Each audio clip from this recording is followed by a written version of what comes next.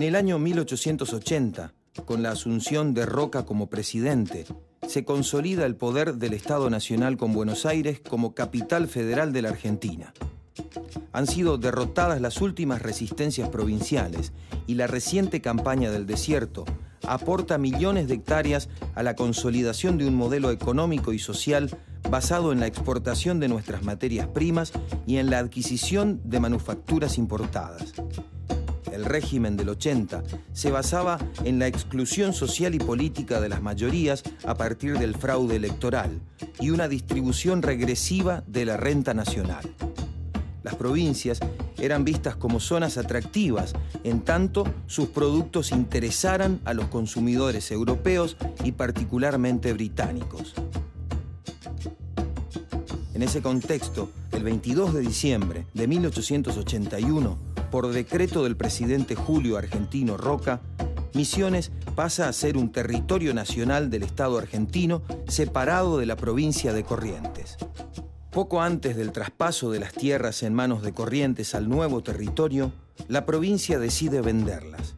Entre los compradores más destacados estaba Rudecindo Roca, con más de 260.000 hectáreas, quien será designado por su hermano como el primer gobernador del nuevo territorio de Misiones.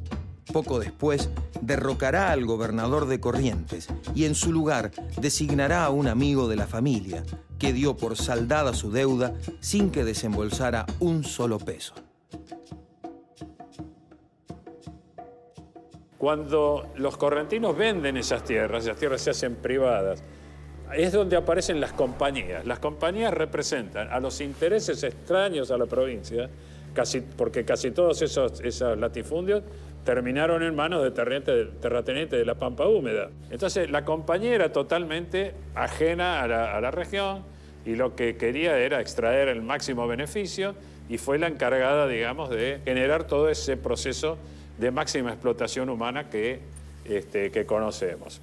A partir de 1881 comienza una historia nueva en Misiones, ya que se convierte en territorio nacional de Misiones. En ese sentido, hacemos hincapié en la ley 1532, que además de crear las nuevas gobernaciones que dependían directamente del Ejecutivo Nacional, es la ley que permitía la organización de esas gobernaciones.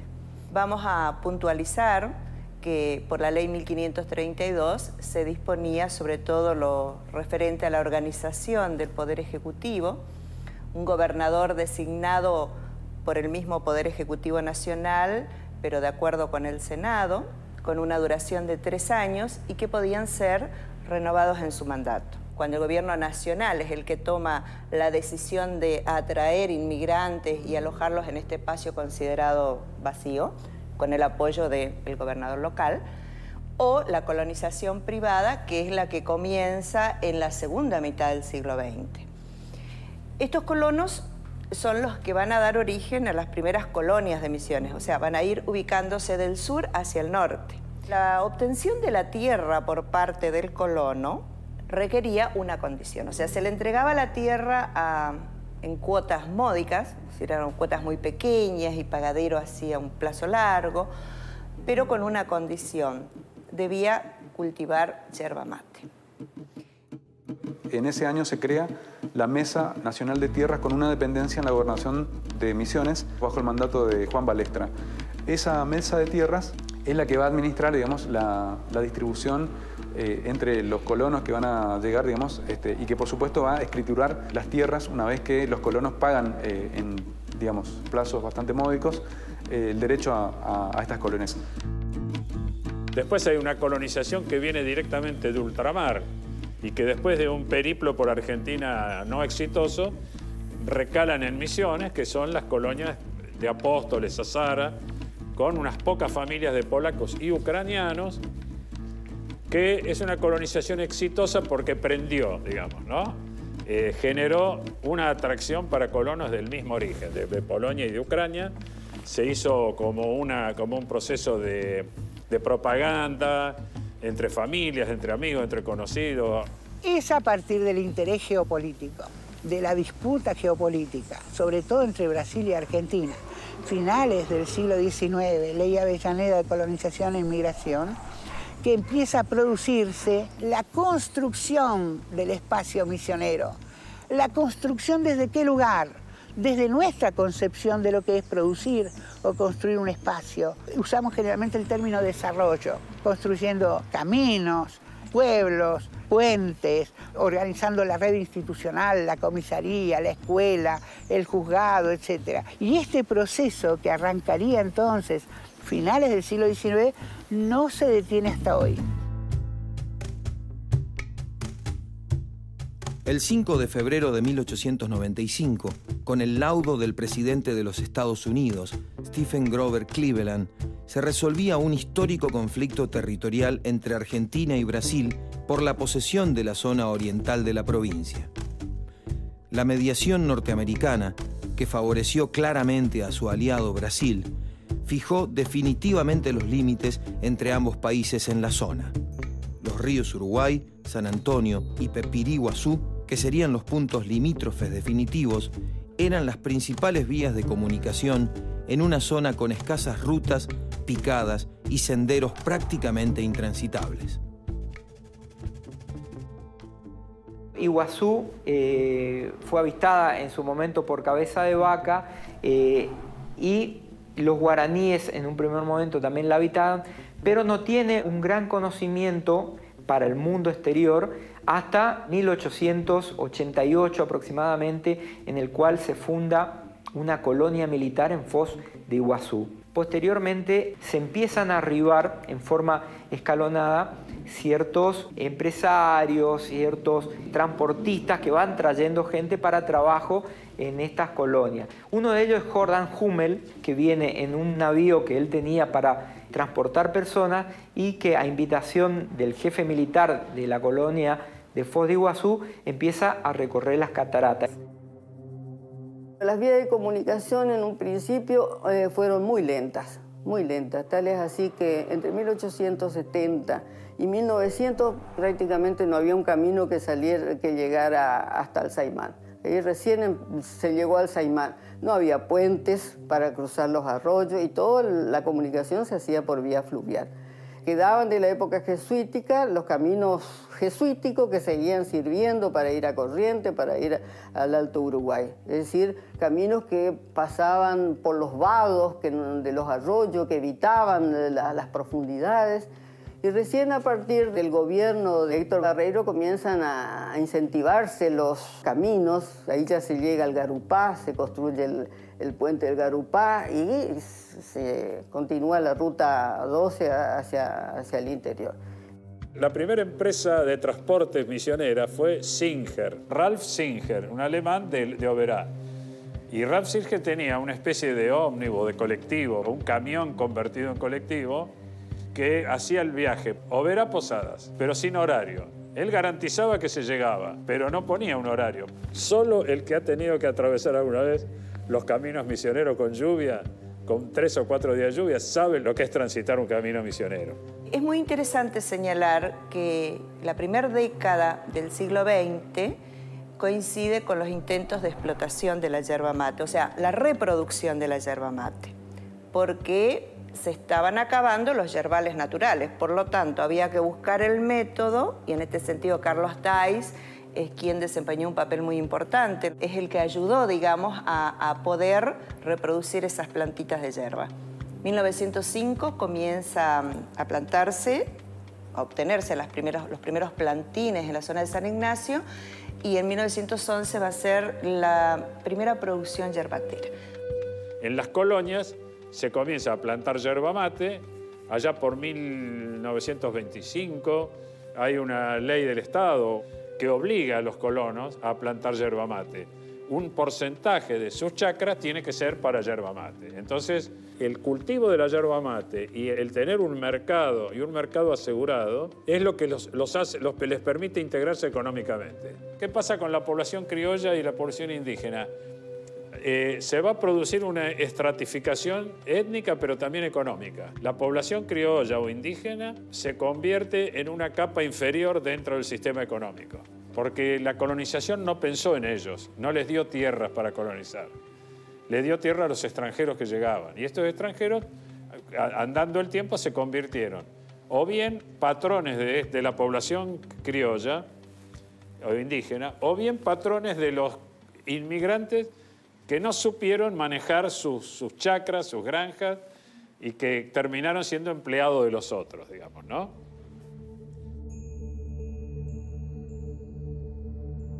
El mensú era el mensualero, digamos, el peón criollo guaraní.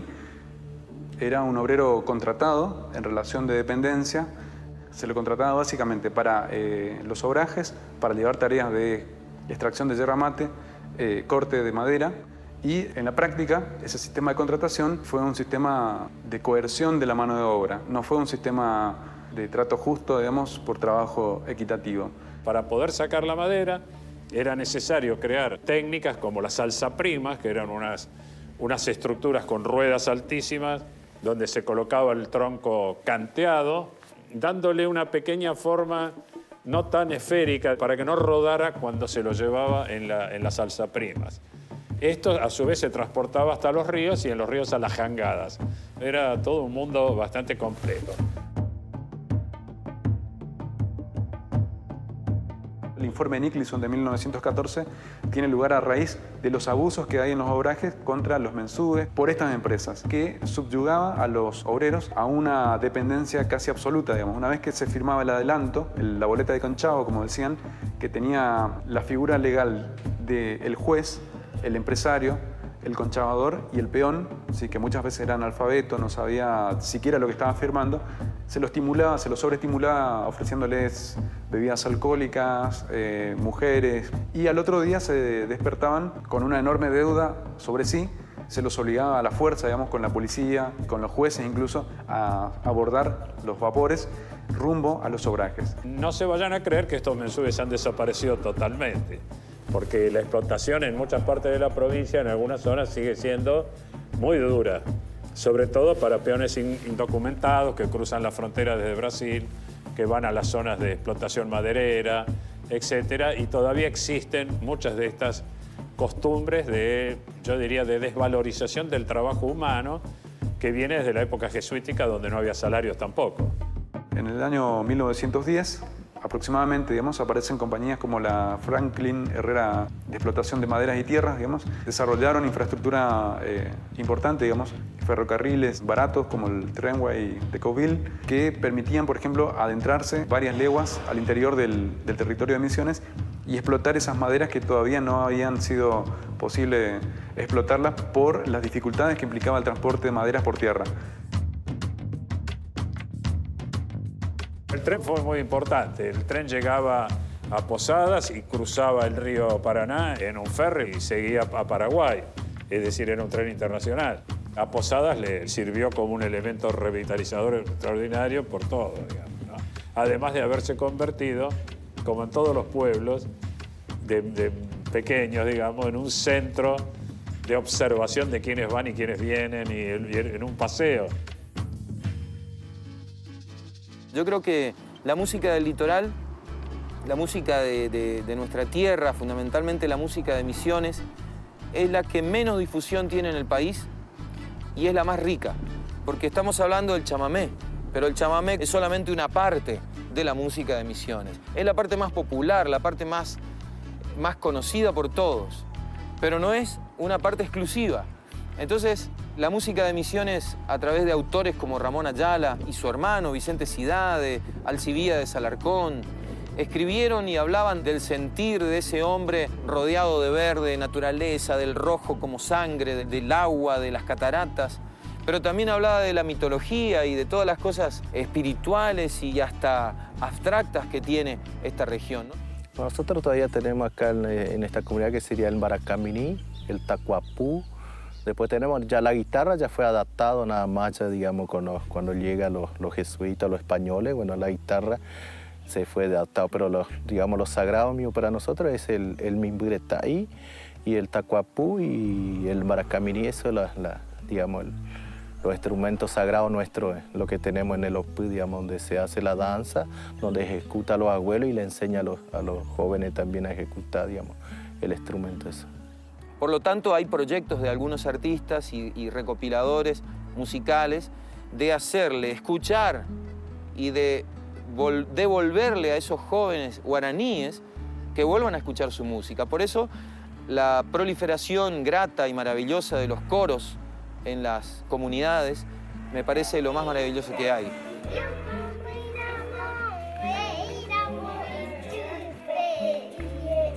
Keringoyo kapu mulai gue tu karping gue keringoy pol pamera itu ya nyandre kop nyande yara mi keringoy I hara mingwa iriwe pukse pramo oi proange ko ya o ne importava yar keringoy yara mingwa mulai yara mingwa o ure iteriño ate keringoy.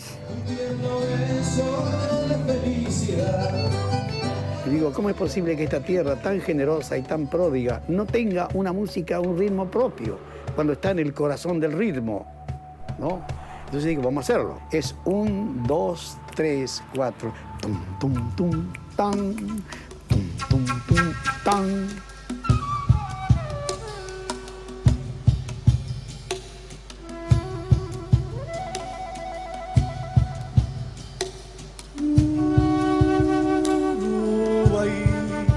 Misionero y trepado por el Moconá se va tu canto de sol. Y en ese gualambao es el único ritmo en Latinoamérica que tiene esta característica, tan pródigas en síncopas y, digamos, y sonoridades. Luis Ángel Monzón fue el rey del chotis. Era una persona que realmente revolucionó la música de Misiones con su acordeón tocando ese ritmo llamado chotis. Fue el que más vendió, el que más sonó, el que más trabajó y representaba un poco a ese costado europeo de la música de Misiones. Como así también Rulo Grabowieski con los 4 haces. El Chango Spasiuk sabe mucho de esto y ha indagado y ha investigado muchísimo sus orígenes ucranianos, de los polacos. Venía de Misiones para Buenos Aires y paré en Barranqueras, en la casa de un amigo. Entonces me dice, Ramón, ¿por qué no vamos a esperar a los cosecheros que vienen ahora de Corrientes? Y venían con sus sombreros que alguna vez fueron negros, pero estaban llovidos de tiempo, ¿no? Gris, medio chorreados. Las alpargatas con bigotes, esas alpargatas donde sacan los flecos así, ¿no? Bueno, del uso. Con sus chicos, sus alforjas, a lo mejor una guitarra, ¿no? Yo digo, ¿cómo podés captar todo eso? Toda esa magia, todo ese mundo maravilloso. Entonces digo, bueno, únicamente una canción que lo explique. Entonces empecé a escribir ahí. De Corrientes vengo yo, Barranquera ya se ve. Y en el monte un zapucay, el viejo río que va cruzando el amanecer, como un gran camarotal, lleva la balsa en su loco vaivén, rumbo a la cosecha, cosechero, yo seré. Algo así, bueno. Mi misión como cantor popular es decir, cuidemos el monte, cuidemos el río, cuidemos la naturaleza, respetemos las diversidades culturales que tiene nuestra provincia. Todos tenemos la posibilidad de vivir mejor y más en armonía con nosotros mismos, con nuestra familia y con nuestra comunidad. Se produjo una fuerte oleada inmigratoria que comenzará a mostrar sus efectos en la provincia a partir de mediados de la década del 90 del siglo XIX. Misiones se iría convirtiendo a lo largo del siglo XX en una provincia pluricultural con colonias provenientes de Brasil, Paraguay, casi toda Europa, Siria, el Líbano y Japón. Cada una de las múltiples colectividades aportará sus costumbres, sus hábitos de trabajo y consumo. Los inmigrantes llegarán con la ilusión de convertirse en propietarios y vivir en libertad.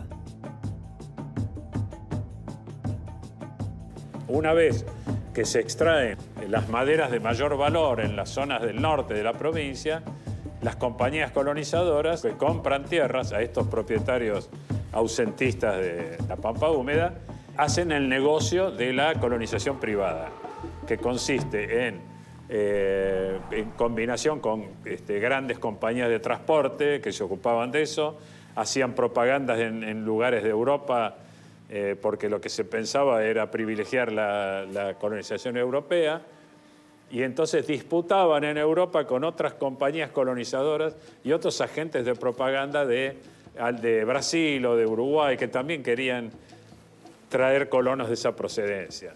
Algunos vinieron de Brasil, alemanes, ¿no?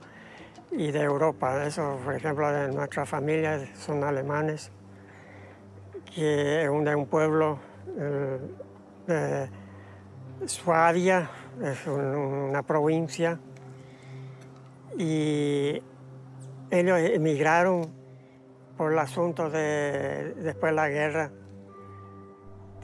vamos a decir, la falta de trabajo, el dinero no valía. Y justo en ese momento, también en esa época, aparece Schwelm. Hay un personaje de él, vamos a decir, un empleado que hacía propaganda con folletos, películas, ¿sabes? Mostraba y le explicaba dónde es, cómo es, pero ellos nunca pensaban que van a venir acá en una selva, ¿no? Y que no hay puerto, un banco de arena, donde el buque paraba, fondeaba en el medio del Paraná y descargaron sus cosas con el bote. Eso nunca pensaban. Y lo único que fue honesto con la gente, que les dijo todo, que tienen herramientas, traigan todo lo que puedan para comenzar acá, herramientas. Entonces mi gente, mi abuela, puso en el cajón del equipo, vamos a decir, el equipo, papas para semilla. Y cuando llegaron a Buenos Aires, abrieron el cajón ese, ya salieron los brotos de las papas. ¿Y qué pasó? Y lo metió dentro de la ropa de cama, la sábana. Tuvieron que tirar todo esto porque estaba todo podrido. Cuando llegan los colonos europeos, por ejemplo, ya existía toda una red de comunicaciones internas que eran las picadas. Ya habían medios de comunicación consolidados, como por ejemplo la navegación fluvial del Alto Paraná. Esa colonización que llega en la segunda década del siglo XX, llega a un espacio vaciado de los recursos más valiosos y llega bajo la organización de empresas privadas que tenían en muchos casos, digamos, un criterio especulativo, digamos, no tenía tanto más bien la misión alberdiana de fomentar la inmigración europea, la llegada de colonos para poblar el territorio. Y en esta tercera oleada son alemanes brasileños, suizos, checoslovacos. Vienen después de la Primera Guerra Mundial. Alemania quedó tan mal que entonces muchísimos inmigrantes deciden pasar a América. En algunos casos el pasaje se les ofrecía. Y bueno, pagaban en cuotas, pero tenían la propiedad privada. Los que vinieron de Europa sufrieron muchísimo porque el clima era totalmente diferente. La mayoría de los que vinieron no eran agricultores, sino que vivían en las ciudades. Así es que sufrieron mucho en la adaptación. Ahora sí que los chicos estaban muy contentos porque, tanta arena limpia, linda, el sol, calorcito, mariposa, no querían salir de ahí. Y los viejos, desilusionados, ¿no?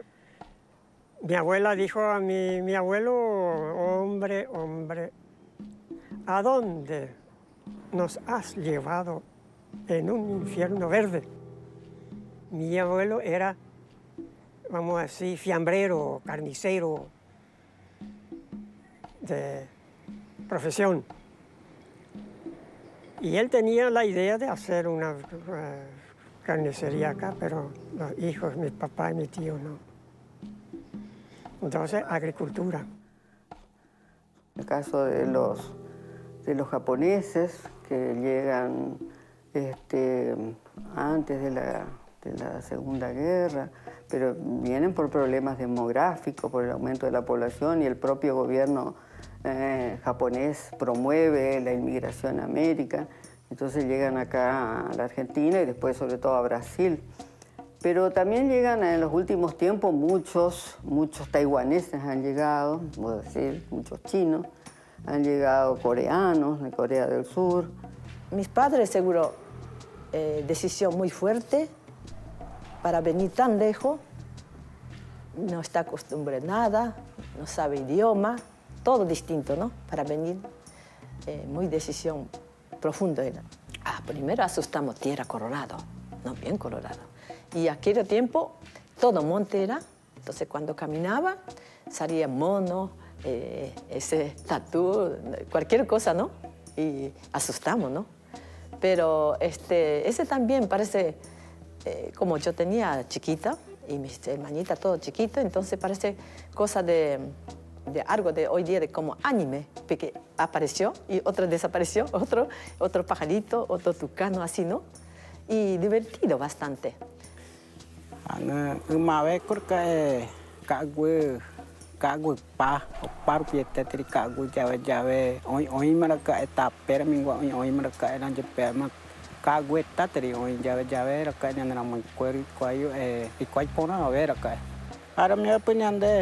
Ellos andan muy corriendo de una cue. Yo acordé de mi mamá ella opama cago yo acordé ya ura de ribema ura hoy te pama ya. Entonces ya ves man ya buena. Ang sido unyan o reupe tu ya cueve peja pe keringue ya keringue inyan de corriendo yo güey mamá cago ya opama pues alguna parte te ima o greco itri cago y pesa apuri ima mereka tu cawe itri cago pero hoy pau tri alguna parte pero ya no está bien. La provincia de Misiones en menos de un siglo fue reducida al 30% de su superficie original. Y esa reducción se debe más que nada a que ha sido reemplazada por diferentes tipos de cultivos agrícolas y forestales, ¿sí? La actividad forestal en la provincia está representada más que nada por monocultivos de pinus. Esto obviamente afecta a las comunidades que tradicionalmente han sabido vivir o han instaurado toda su cosmología en torno a la selva, ¿sí? Porque por más que el pino sea una planta verde, esté produciendo oxígeno, tenemos que considerar que es una sola especie y que no es siquiera tradicionalmente conocida por los pueblos que dependen de los bosques, ¿no?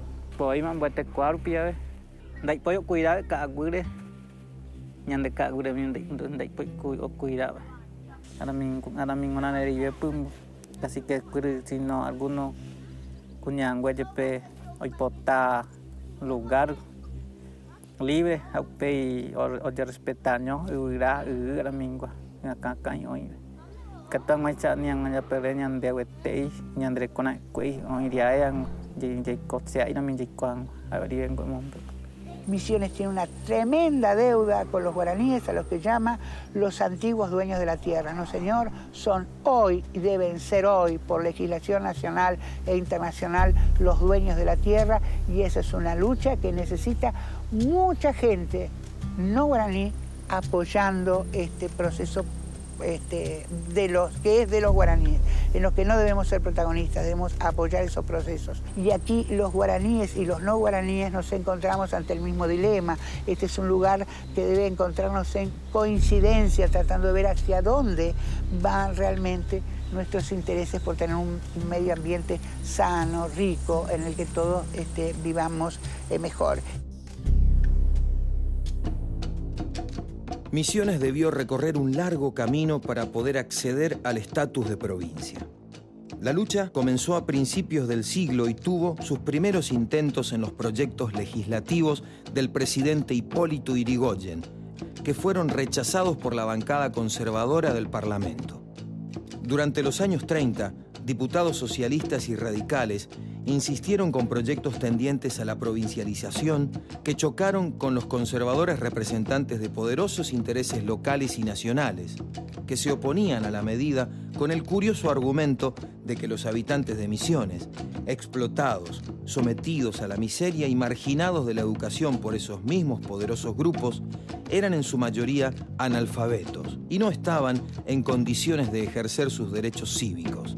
Las fuerzas políticas y sociales de la provincia lucharán durante décadas para alcanzar su objetivo. Teníamos las condiciones económicas, sociales, culturales, etc. Pero ¿qué pasa? El territorio dependía de la nación. Entonces, los recursos, digamos, que Misiones aportaba, no quedaban en Misiones, iban a la nación. Y había muchos intereses en juego que trataban de que se mantuviera el estatus de territorio nacional. Aquí no se elegían ni gobernadores, ni legisladores, ni nada que se le parezca. Así que, por lo tanto, las luchas políticas, aquí en Posadas fundamentalmente, que era el epicentro de toda la actividad provincial, se daban por los consejos comunales de Posadas. Cuando un partido, que por aquel entonces era el partido comunal, opuesto al otro partido, que era el partido vecinal, reúne una serie de personas que van a finalmente ser la base de la Unión Cívica Radical, que sí se va a constituir concretamente ya el 31 de julio de 1914 con acta y todo. Políticamente no hay mucha participación en el territorio nacional de Misiones. Primero porque los territorianos no pueden ejercer el derecho político de votar. Cuando el radicalismo llega a Misiones, lo hace tímidamente. La mayor concentración de radicales está en el área del río Uruguay y son radicales personalistas.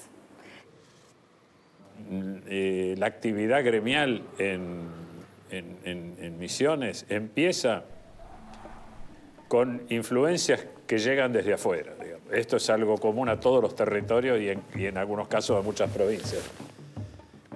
Los antecedentes más antiguos son unos círculos obreros católicos que tenían su radio de acción fundamental en Posadas, y después la presencia de los anarquistas, de la FORA o de la FOA, bajaban de sus embarcaciones, entraban en la ciudad y establecían contacto con gente a la que iban pasándole la propaganda escrita, conseguían adhesiones, realizaban reuniones, y muchas de esas reuniones tuvieron que ver con el gremio de los panaderos, la vinculación entre embarcadizos, panaderos, tipógrafos y otros grupos.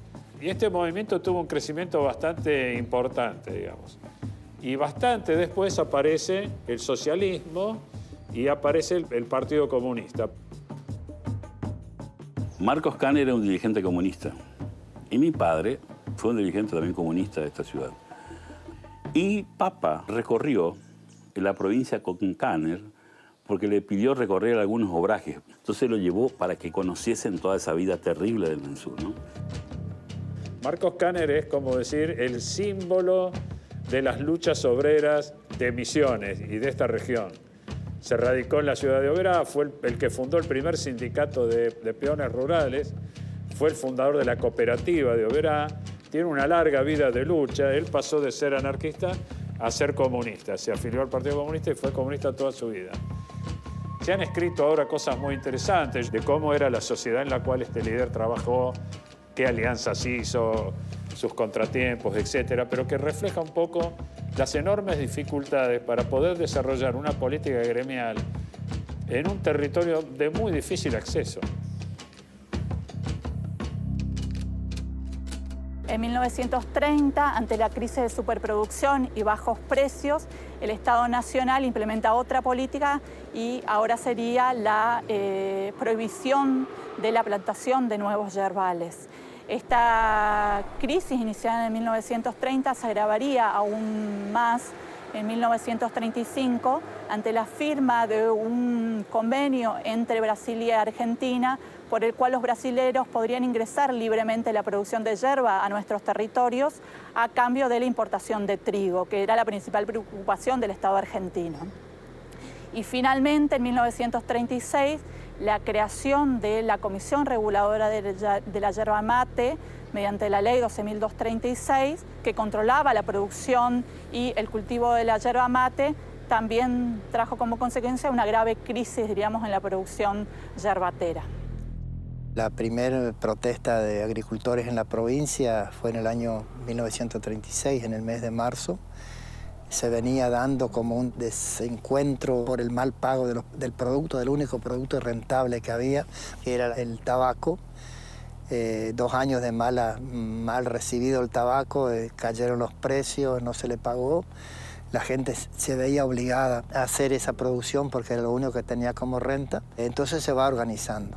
En este contexto socioeconómico y de vida cotidiana, los colonos ucranianos, rusos y polacos de la zona centro del territorio de Misiones organizan una marcha de protesta el 15 de marzo de 1936 con el objetivo de reclamar un único precio de 6 pesos por arroba de tabaco, la distribución y mensura equitativa de las tierras que ocupaban y la eliminación del reciente impuesto implementado por el CRIN sobre las nuevas plantaciones de yerba mate.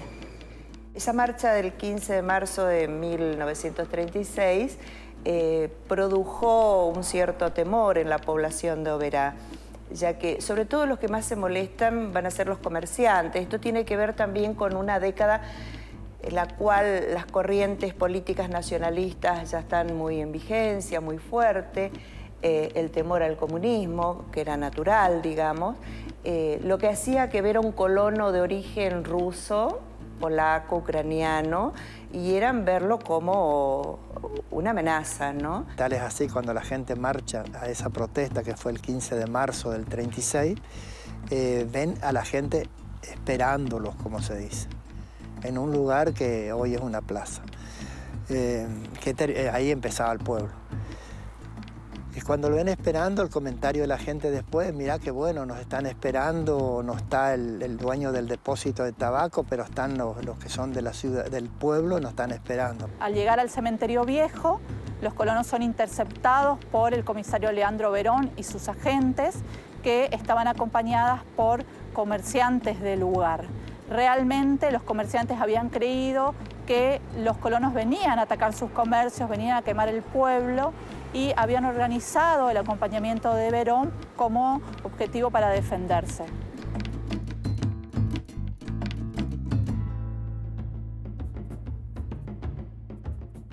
Por las características y la magnitud de la represión, seguramente existieron numerosos muertos. Las únicas personas fallecidas que se pueden comprobar a partir de documentos oficiales es una niña de 13 años de edad, Vasilicia Savinsky, y su tío Juan Melnik, ambos de origen ucraniano, que son asesinados en inmediaciones de ocurrida la protesta. Ninguno de los dos había participado de la represión. En 1937, la justicia declara culpable al comisario Leandro Verón y a la policía que los acompaña, y también a los particulares que participaron de la represión. El 17 de octubre de 1945, un nuevo movimiento de profundo contenido nacional y popular irrumpía en el panorama político argentino. Liderado por el desplazado secretario de Trabajo y Previsión, el coronel Juan Domingo Perón, llegará en poco tiempo a convertirse en el referente de la mayoría de la clase trabajadora argentina. La primera expresión de este movimiento fue el Partido Laborista.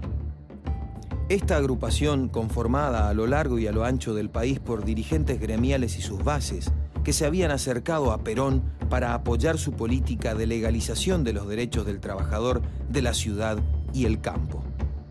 Tras una intensa campaña electoral en la que debió enfrentar a todos los partidos opositores asociados en la Unión Democrática y a poderosos intereses que iban desde la embajada norteamericana a la sociedad rural, Perón llegará a la presidencia en junio de 1946.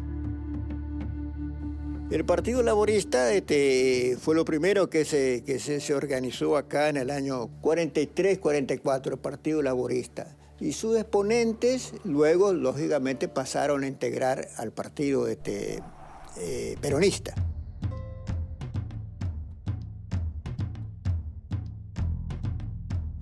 APA para nosotros es Aparicio Almeida.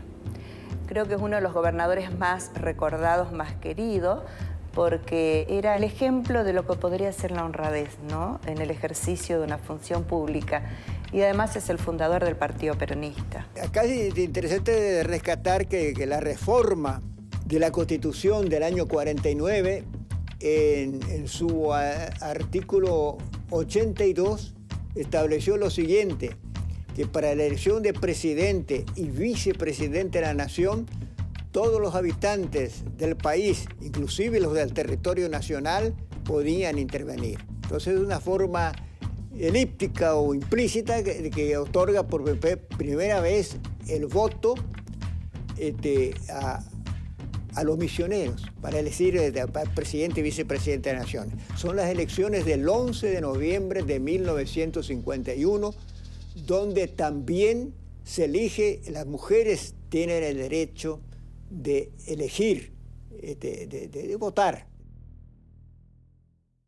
La Constitución del 49, que dice que los territorianos podían votar para presidente y vicepresidente, pero no estipula los representantes ante la Cámara de Diputados. Eso se hace por la ley electoral que se da después, la 14032. Esa ley es la que dispone que los territorianos podían tener representantes ante la Cámara de Diputados, con voz, pero sin voto.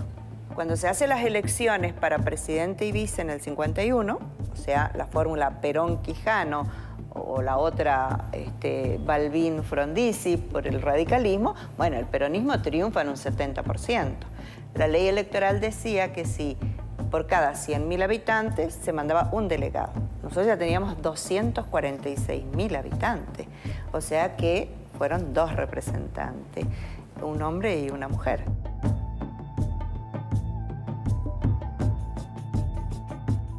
El peronismo impulsará grandes transformaciones a través de un modelo inclusivo, basado en el estímulo de la producción nacional, la ampliación de los derechos de los trabajadores y el fomento del consumo a través de salarios dignos y el acceso masivo a los bienes y servicios. Los sectores más postergados serán objeto de atención por parte de la Fundación Eva Perón, que construirá decenas de policlínicos, hogares, escuelas y colonias de vacaciones, haciendo foco en los niños y en los ancianos. En el marco del fomento por parte del Gobierno Nacional de los procesos de provincialización de los territorios nacionales, Misiones logrará finalmente convertirse en provincia en 1953. El primer gobernante de esta nueva etapa fue el comisionado nacional Claudio Arrechea, quien impulsó la redacción de la Constitución Provincial sancionada a fines de 1954. De origen radical y sumado a las filas del peronismo, Arrechea ratificaría en las urnas su mandato, asumiendo en abril de 1955 como primer gobernador constitucional electo. La breve experiencia de la gobernación peronista de Misiones duraría apenas unos meses. El 16 de septiembre, la autodenominada Revolución Libertadora promoverá en la provincia y en todo el país una intensa represión y persecución de la clase trabajadora con la intención de retrotraer al país al modelo agroexportador y dejar sin efecto los avances sociales logrados por el peronismo. Comenzaba una dura etapa de lucha que pasará a la historia como la resistencia peronista.